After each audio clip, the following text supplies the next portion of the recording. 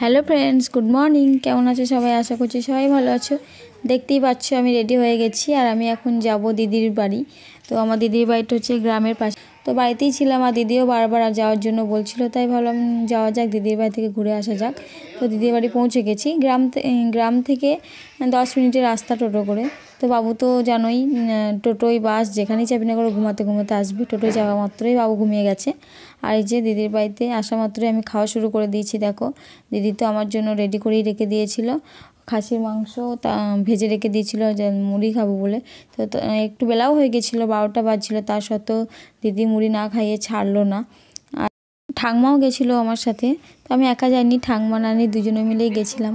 তো আর দিদি দেখাচ্ছিল ঘুরে ঘুরে, অনেক ছোটোবেলায় গেছিলাম, তারপর আজ অনেক বছর পরই গেলাম ওখানে। তো এই যে এটা হচ্ছে দিদির খামার বাড়ি বা বাগান বাড়ি যাকে বলে। তো এখানে দিদি অনেক শাক সবজি লাগিয়েছে, তারপর অনেক ফলের গাছও রয়েছে। আর এই যে দুটো গরু হয়েছে, এটা হচ্ছে গরুর গোয়াল। আগের যেরকম দেখেছিলাম এখন অনেক চেঞ্জ হয়ে গেছে দিদির বাড়ি। তো আমি তো গিয়ে প্রথমে চিনতেই পারছিলাম না, যে দেখো ছাগল ভেড়া হাঁস মুরগি সবই আছে দিদির বাড়িতে। ও একা একাই সব কিছু সামলায়। আর দিদি আমাকে দেখাচ্ছে ঘুরে ঘুরে, ও ফুল গাছ লাগিয়েছে, বাট ওর ফুল হয়নি বা কী হয়েছে সব কিছু আমাকে বলছিল, হেসেছে। তো অনেক দিন পর দুই বোনের দেখা আছে বিয়ে বাড়িতে। তখন তো তোমাদেরকে দেখিয়েছিলাম ব্লগে দিদিকে। তো অনেক দিন পরই আবার দেখা হলো। তো ভালোই দুজনে মিলে গল্প জমিয়েছিলাম। আর এই যে দেখো দিদির গোলাপ গাছে গোলাপ ফুটেছে অনেক, বলছে অনেক ফুটেছিল ঝরে গেছে। আর যাইবো এখানে বসে বসে গল্প করছিল, আমার সাথেই গল্প করছিল। তারপর তো চলো দিদির বাড়িটা ঘুরে দেখাই তোমাদের। এই যে দেখো এই বাড়িটা নতুন করেছে। দিদি বলছিল কি এটা গরুর গোয়াল করে বলে, দেখো একটা সুন্দর বাড়ি করে নিয়েছে। এই যে এই বাড়িটা আগেকার এই বাড়িটাই আমি এসেছিলাম, অনেকদিন আগে গেছিলাম। তো আবার বললামই তো তোমাদের, অনেকদিন পরেই আসলাম। বেশ পুরো চেঞ্জ হয়ে গেছে, পুরো ভালো লাগছিল, দেখতে ভীষণ ভালো লাগছিল। কিন্তু আমার ছেলে ওখানে গিয়েও নামছে না। আর যেখানে দিদি রান্না বান্না করে, ঘরের মধ্যে গ্যাসটা সবই আছে, বাট অনেক জ্বালানি আছে, তো তার জন্যই উনুনে রান্না করে। আর উনুনে রান্নার স্বাদটা কিন্তু একদমই আলাদা। তো দিদি বলছিল আমি রান্না করছি, তুই একটু ভিডিও করে দে, আমাকে একটু ভালো করে দেখা। এই যে দেখো হাসছে আর কেমন বলছে, তার জন্য আমি ওকে একটু ভালো করে দেখাচ্ছি তোমাদের। আগের একটা ব্লগে তো তোমাদের বলেইছিলাম এই দিদিই আমাকে মানুষ করেছে কোলে পিঠে করে।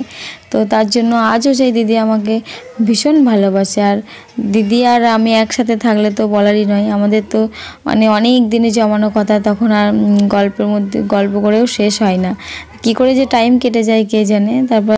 তারপর ছাদে চলে গেলাম, আর ছাদে তোমাদের ভিউটা দেখাচ্ছিলাম। দেখো খুব সুন্দর লাগছিল, চারিদিকে মাঠ, সবুজ গাছপালা। আর এই যে এটা একটা পুকুর, দিদি নিজস্ব একটা পুকুর, এখানে অনেক মাছ চাষ করেছে। দিদিকে বলছিলাম তোকে তো বেশ মাছ আর কিনে খেতে হয় না, বলছে না কে রোজ রোজ ধরে দেবে, তো মাছ কিনি, তো যেদিন ধরে সেদিন খাওয়া। আর এই যে দেখো এখানে একটা বিলিতি আমড়া গাছ, কত আমড়া ধরেছিল, আমি তো গিয়ে শুধু আমড়া পাচ্ছিলাম। দেখো কত বড় বড় আমড়া, আমি তো নিয়েও এসেছি, প্রায় এক ঝোলা আমড়া নিয়ে এসেছিলাম। তারপর বাড়িতে এসে আচার বানিয়েছি। তো এই ভিডিওটা আমি অনেকটা পরেই পোস্ট করা। তো ভিডিওগুলো জমিয়ে রেখে তো লাভ নাই, তাই ভাবলাম চলো তোমাদের সাথে শেয়ার করবো বলেই তো তুলেছি, তাই শেয়ার করাই যাক, একটু না হয় দেরিই হোক। আর তারপর দেখো দুপুরে খেতে বসে পড়েছি। দিদি পাতলা ঝোল করেছিল, খাসির মাংস ঝোল পাতলাই ভালো লাগে। আর রান্নাটা কিন্তু দিদি দারুণ করেছিল। তো আর আমাকে তো দিয়েছিল এক বাটি ভর্তি করে মাংস, আরও দিয়েছিল, বাট তো কি খাওয়া যায়, তো তাও খেয়েছি অনেক। দিদির রান্নাটা খুব ভালো হয়েছিল বলে খেয়েছি। আর তোমাদের তো বললাম আমার অনেক আমড়া পেরেছি, তো এক ঝোলা আমড়া অলরেডি পাড়া হয়ে গেছে, তাও এখন আমড়া পেরে শেষ হচ্ছে না। যে দেখো আমার বাবু আমার সাথ দিচ্ছিল আমার সাথে সাথে। এত বড় বাড়ি তাও নামছিল না। তো জামাইবুকে শুধু বাবু বলছিল তুমি চলে দাও মেথো, তুমি চলে যাও। তো জামাইবু তো ওর ভয়ে বাড়ি আসতে পারছিল না, কারণ আমার বাবু ভাবছিল কি ওকে মেশো কোলে নিয়ে চলে যাবে, তাই জামাইবুকে শুধু বাড়ি থেকে চলে যেতে বলছিল। আর দিদির বাড়ি গিয়েছি মানে ও তো আমাকে খাইয়ে খাইয়ে প্রায় আজকে আমাকে পেট খারাপ করেই ছাড়বে। দেখো আবার এক বাটি ক্ষীর নিয়ে চলে এসছে। তারপর নাতনি ঠাঙ্গা মিলে গল্প জুড়ে দিয়েছে। এখন অনেক দিনের গল্প ওদের, আমাদের যেমন দুই বোনের গল্প হলো, এখন নাতনি ঠাকুমার মধ্যে গল্প জমেছে। দেখো কেমন। তো চলো এই বাড়িটা, নতুন বাড়িটা একটু তোমাদের ঘুরিয়ে দেখায় কেমন হয়েছে।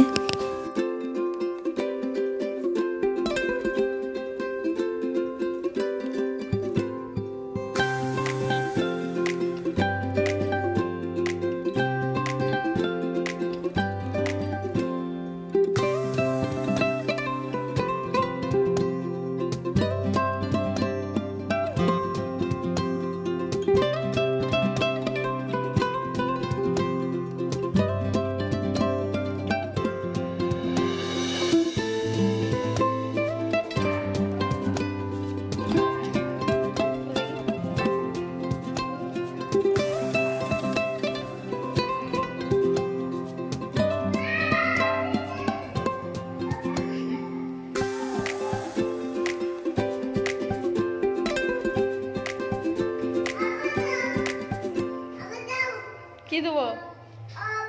আবার ওই ঘরটা এবার যাবে, ভালো লেগেছে ওর। তো এই দেখো এখন বাড়ি বেরিয়ে পড়েছি, সন্ধে কাছাকাছি হয়ে গেছে। আর সে রাতটা থাকার কথাই ছিল, বাট বাবু কাঁদছিল খুব, তাই বাড়ি আসতে বাধ্য হলাম। যাই হোক, আবার অন্যদিন যাওয়া হবে। আর এখন টোটো করে চলে যাচ্ছি বাড়ি। তোমাদের তো বললামই 10 মিনিটের রাস্তা। আর আমি আসার সময় নাইটি পরেই চলে এসেছি, যেন একটা হাসির কথা হলো এটাই। তো মা আমাকে বলছে কি, আরে তুই জামা নিয়ে গেলি, শাড়ি নিয়ে গেলি, আর শেষমেশ তুই নাইটি পরেই চলে আসলি। এই দিদির বাড়ির দৌড়েই টোটোতে চেপেছি, আর বাড়ির দৌড়ে নামবো, তাই আর সব কিছু বললাম না। তো বাড়ি এসে আবার রাত্রিবেলা বাবা নিয়ে চলে এসছে চিকেন। তো ওখানে খেয়ে আসলাম মটন, আবার বাড়িতে বাবা দেখো চিকেন নিয়ে এসছে, সেটা আবার আমাকেও রান্না করতে হচ্ছে।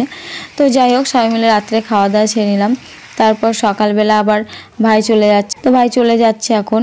তো ভাই চলে যাওয়ার পরে আমিও চলে যাব। তো ভাই চলে যাওয়ার সময় তো বাবুকে আদর করে আর ফুরোচ্ছে না। মামা ভাগ্নে বলেছে কেন, মামা ভাগ্নে আদরের আর শেষ নাই। বাট আমার বাবু তো কান্নার শেষ থাকে না, ওকে ও শুধু মা চেনে আর বাবা চেনে, ওর কিচ্ছু চেনে না। দেখো এত আদর করতে যাচ্ছে মামা, বাট ও কেঁদেই যাচ্ছে। আমারও ভীষণ মন খারাপ করছিল ভাই চলে যাচ্ছে বলে। তো যাই হোক বন্ধুরা, এই ভিডিওটা আজকের মতো এখানেই শেষ করছি। নেক্সট ভিডিওতে দেখা হবে। তো চলো টাটা।